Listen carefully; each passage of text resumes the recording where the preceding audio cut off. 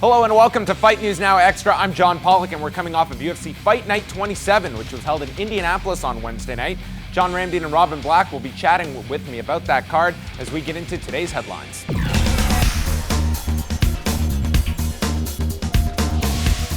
Fight Night 27 was headlined by Carlos Condit, who snapped a two-fight losing streak by stopping Martin Kampmann by TKO 54 seconds into the fourth round. The win avenges a split decision loss that Condit suffered back in his UFC debut to Kampmann in April of 2009. The two earned the Fight of the Night bonus, and Condit stated he would like to avenge another loss to Johnny Hendricks at some point down the road. In the night's co-feature, Rafael dos Anjos recorded the biggest win of his career as he took a unanimous decision victory over Donald Cerrone on straight scores of 29-28 as dos Anjos mixed up kicks to the body with his right hook and found success as he improves to 20-6 and has now won 5 straight fights. Former WEC bantamweight champion Miguel Torres was arrested recently for marijuana possession in the state of Indiana, as first reported by MMAJunkie.com. Torres posted a bond of $1,500 after the arrest, and it's unknown when he will appear in court. He has not fought since last November, where he competed for the World Series of Fighting.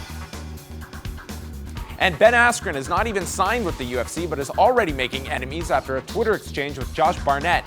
Askren called Barnett to task over his drug test failure in 2002 and the UFC Countdown show overlooking that fact, to which Barnett responded, calling Askren, quote, a high and mighty prick, among other insults thrown back and forth. The two will be in the same arena this Saturday as Askren is part of the Rufus Sport team and Barnett will be fighting Frank Mir. And we're joined by John Ramdine and Robin Black coming off of Fight Night 27 in Indianapolis on Wednesday night. A very, very solid card, I found. Let's start with the main event, Carlos Condit avenging that loss to Martin Kampmann. And with Martin Kampmann, I mean, looked good in the first round, but said afterwards he was just completely gassed after that first round. And Robin, we were discussing this earlier. I mean, that's the indication to me that you were not ready for this 5-round fight when you are that exhausted after 5 minutes. Incorrect. I have to interrupt you right now because Robin and I were talking about it, and Martin Kampmann going after those takedowns, it was Carlos Condit's takedown defense that absolutely exhausted Martin Kampmann. I mean, you go back and you watch it, and Robin, you were pointing out a number of details. Kampmann was pursuing it, and Carlos Condit did the absolute right things. I mean, he just doesn't have a wrestling background. Martin Kampmann, training with a number of good wrestlers. Eventually, you're going to get the takedown. But as soon as the fight went down to the ground, Carlos Condit popped back up, and that is, I think, what John, you're training for 25 minutes. Yeah. Wrestling is a key part of that. Yes, training is different after 5 minutes. Training is different than fighting. Listen, guys, you're both right, but there's. Kampmann was prepared physiologically for the elite guy, and I think Carlos Condit moved beyond elite conditioning-wise. So Kampmann wouldn't have been tired after 5 minutes with 99% of the 170-pounders in the world. But with this guy, man, watched in slow motion. We talk about that takedown in the first. It's like, oh, he took the guy down. The UFC stats will recognize that as 1 for 1. But within that series of takedowns, there's one commitment to a takedown, but it was a second, third, fourth, fifth, and sixth effort until finally he was able to get Condit down. And when you've got Condit who is performing at that high level, the guy didn't even look tired after 4 rounds at all. He's taken himself he's improved his takedown defense really, really high.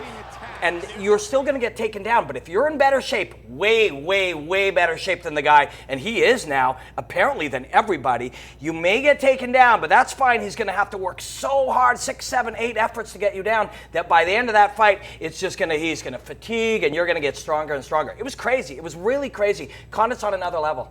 Rafael dos Anjos, the biggest win, I think, of his career. I don't think you can argue that fact. With Donald Cerrone, I mean, he was very vocal going into this fight. He didn't watch any tape on this guy, hadn't even heard of him when this fight was announced. To me, this is like 1998 level mentality of going into a fight for Donald Cerrone. And I'm sorry, at 30 years of age, I hope this is a wake-up call for this guy because he went in there, he looked flat, and he was just picked apart. I gave him the 3rd round, but it was too little too late for Cerrone in this fight. Yeah, I think for Donald Cerrone to not look at tape on a guy, I mean, this is a guy who's on a 4-fight winning streak, had beaten some talented guys. All you have to do is say, well, the guy beat Mark Bocek, who essentially went the distance with the current lightweight champion. So if you don't know those things, there is a serious problem. And I know Donald Cerrone is willing to get in there with anybody. He just has that mentality. But it's very surprising considering the fact that he's been working with a sports psychologist and, you know, mentally he's guided in the right direction. So for him to overlook these things, it's a very strange thing. It's all in his head, man, all of it. We said in the week coming up, this guy's so incredibly talented and he's tough.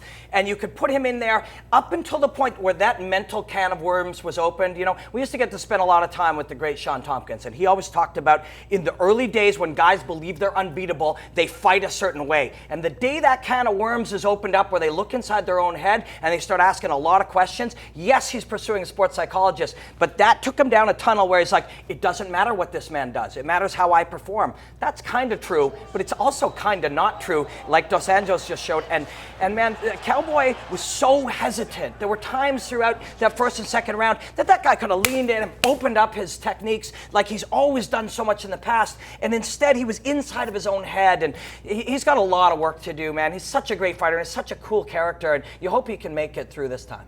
Some of the other key fighters on the show, I know you guys were very high on Brandon Thatch going into this, an unbelievable UFC debut here against Justin Edwards.